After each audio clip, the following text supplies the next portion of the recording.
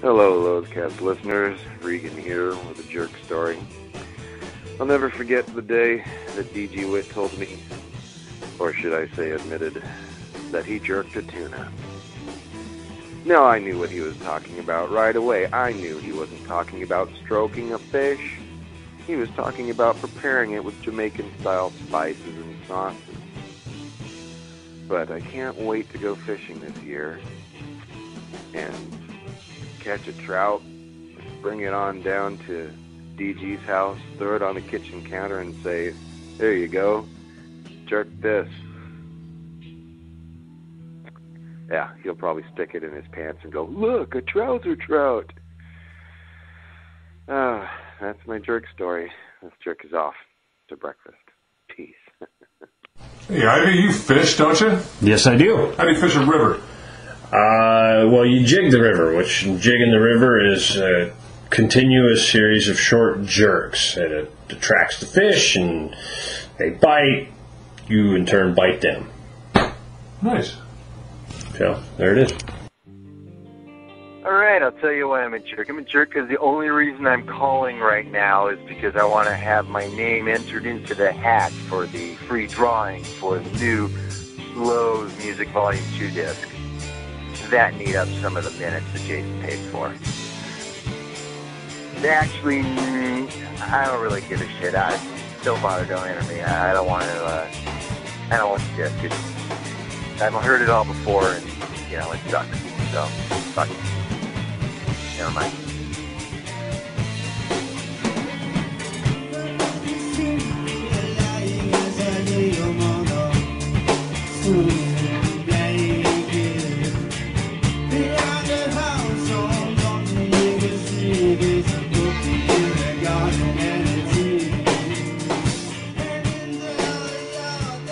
Hi, I'm not a jerk because I'm donating the prize for this contest.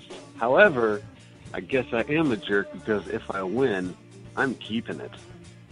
This is Jason calling in because I want to win something. Bye.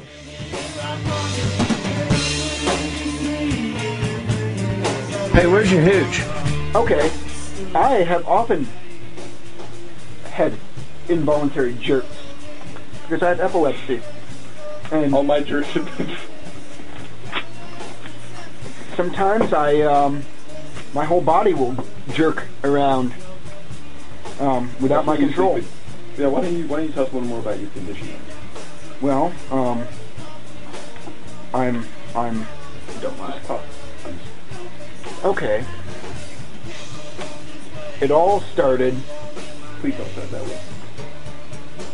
See, you are being a jerk. No, I want you to talk about it, but I don't think that's really an adequate way of starting. What, it all started? No, that's the...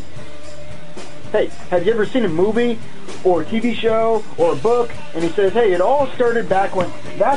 You were ruining my flashback. That's a jerk move.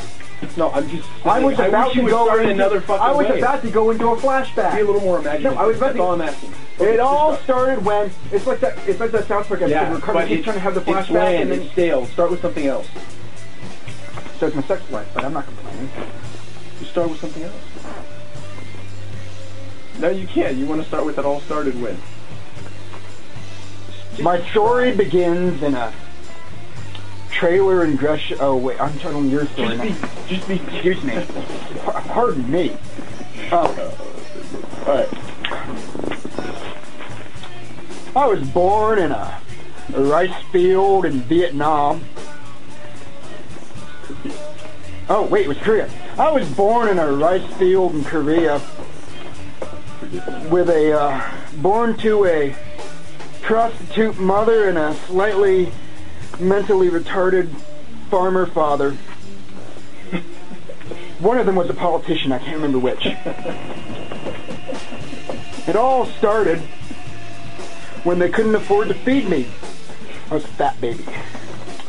And so they shipped me off to America, where they wanted me to grow big and tall, but it didn't happen. Instead, I am short and skinny not big really at all. Well, Go ahead. at least he's not short and fat.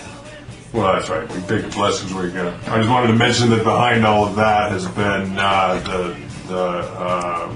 Zealous Grooves, one of Lil Grant's early bands. Stone Blanket, I think. I think you're right. Not like I'm sitting here looking at it. Now, it appears that everybody has a kind of a bad attitude about the contest. Were we going to rig it? Did we decide we were going to cheat? I think we could. We can get away with it, couldn't we? I don't think anybody's going to be watching, really, or paying that much attention. Do we really want to win this thing? I don't know. It's got some good music on it, doesn't it? Yeah, it does.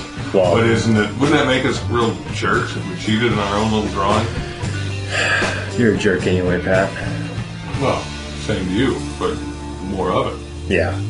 So, maybe we can cheat. Here's Snyder. And then there's this. So, I was sitting here on Saturday night, minding my own business, trying not to hurt myself, and this happened. Heard the racing of a police V8. Nothing sounds like it. Cabs try, but don't come close. A police cruiser gunning it sucks sound from the surrounding cacophony, and it was close by. I got to the kitchen in time to see a trailer, one of the police cruisers bringing up the rear of a chase, bouncing on the intersection of Montgomery and Pacific, 1 block down from me toward the pyramid.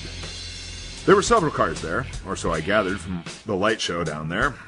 Back up here on Broadway, Saturday night and all, and there was a crowd, and the folks in that crowd stood there and looked, as did 2 foot patrol cops, who took a look and held their coffees and didn't seem to be bothered. So I wasn't bothered either. I got a soda and went back to my TV watching. No sooner than I got sat back down. Pat Daly, that's really a hard sentence to read. So I wasn't bothered either. I got a soda and went back to my TV watching.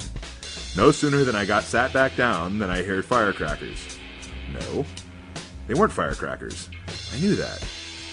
But I had a little battle in my head as I headed back to the kitchen to see what was going on. Stay away from the windows, I told myself. Not that I listened. Go to the window and see what's going on, I also told myself. I listened to that one. But there was the conflict.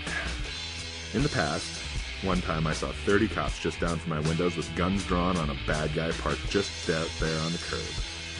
I shouldn't have been at the window to see that one. No shots were fired then, and justice was served, but... Anyway, what I saw this time at the window was a very nervous crowd, and those foot cops now paying a lot of attention to the scene. Running back to the intersection, then running, scurrying really. Ducked down, keeping along with parked cars along Montgomery, guns drawn, coffee gone. I gotta hand it to them. They were on when it mattered, or at least when the firecrackers went. Oh. And then the night screamed. Shots fired here in a tourist area. That gets everyone's attention. Squads drop everything for this sort of thing. I wasn't about to go out there and investigate further. I'm a coward. And a lot of other excuses. Eventually, that whole block became a crime scene, complete with all that yellow tape that says, police line, police line, police line. And they had their investigators out there for days, and their cars, and the press. Whew! And aside, what with all the police presence, it wasn't a surprise to hear another scuffle out there. Turns out that the law caught an urban youth in what they supposed was a drug deal. This was just down from my kitchen window, the one that sees the Bay Bridge. Whatever the cause, the cops were more than willing to make their cars make noise, and then they were also willing to draw their guns. I don't know the outcome, but the guy was, while handcuffed, telling the cops that he was just funnin', man, just fooling, whatever. I learned today that the guy being shot at had stolen a car and the law was chasing him. He had decided to use his new car as a weapon, as in he tried to run over cops and civilians. The cops shot him at least once. I think I counted 9 shots. And he died Sunday of his wounds. So what did you do this weekend? Remember that show, Moesha? Why'd you look at the camera when you said remember that? You expecting the viewers at home? Yeah, exactly. I'm interacting with our audience. Hello. You're all a bunch of jerks. Oh, fuck you. I was born a poor black child. Hey, where's your hooch? I got nothing. I got nothing either. I was born a poor black child. You got a quote from the Steve Martin film, The Jerk, if you're going to have an episode about the jerk, I suppose. Of course. That'd be kind of scary, though. Who was it who was talking in here about, actually, if you actually knew somebody like the jerk? I think it was Erickson. Mark Erickson. That would. It'd be. Yeah, it would be a lot less funny in real life. Jerks like that are, they're kind of spooky. Well, what's funny is, I live right across the street from you, and I have to move out, and the people that are moving in are Jehovah's Witnesses. So you might get a little bit of that, kind of, in a different way. Jerkiness on the better end of the scale? Well, I might think it's funny from afar, while you don't think it's funny at all. Fucking jerk. So there's that. Now let's, what do you say we listen to some Boyle? And some three-sided. Hello. I'm calling in with another story of a jerk. So it was a long, long time ago. I was at a Taekwondo studio out off of Halsey in northeast Portland back in 1986. And been studying martial arts there for some time. Started in college and was that we were able to go out to the dojo on Halsey. And there was some Master Che, who was a 7th degree black belt and just recently passed on this year, a couple months ago. He was Grand Master of the International Taekwondo Association, I believe is what it was. And he just was at the end, beginning his retirement when I was studying under him. And after a few months, went out to the dojo, sparred there a couple of times, and ran into a few of his higher-end students or higher-level students who would also come out to the college out in Mount Hood and train in classes. And one of them was a Pan Am silver medalist, and he was kind of a hothead, and he was a very good fighter, but just kind of a son of a bitch, really. And one day I was there in class, and it was my turn to spar with him, and I'd always kind of grown up watching, of course, Bruce Lee and various other things, and so I wasn't necessarily going to just stick to a Taekwondo position or attack, and I moved, I guess, in a way he really wasn't expecting, and that therefore I kind of surprised him, was able to, after a quick parry of an attack of his, deliver a nice side kick to him. I mean, I stopped it so I wouldn't do any, damage or anything, but this was in front of the class, and I could tell right away that he was not really all too pleased with that, and asked what I was actually doing, and said, stay within the Taekwondo system, and we sparred again, and this time we dodged and parried a couple of quick kicks in this part. I tried to throw a couple of things, and then I saw a hook kick coming, and I thought I would dive out of the way, but that was just a setup for me to perceive the hook kick coming. And as soon as I parried to my right, I actually did catch his other foot to the bridge of my nose, spinning me around, dropping me to my knee, and I kind of, realized, exactly his level of skill and my real inability to have done anything about it. At that point in time, I was pretty well done in. But then the ranking black belt came over and, without making too much of a thing out of it, just kind of intervened and, to see what was going on. And, I looked at the Pan Am guy and said, pardon me about that. And he said, well, at least you're not bleeding. And at that point, I put my hand up to my nose and realized my hand was fairly red. And indeed, I was bleeding. He did kind of crack my nose there. And so he was reprimanded for that, and they apologized. And then, we carried on, and that was that. And I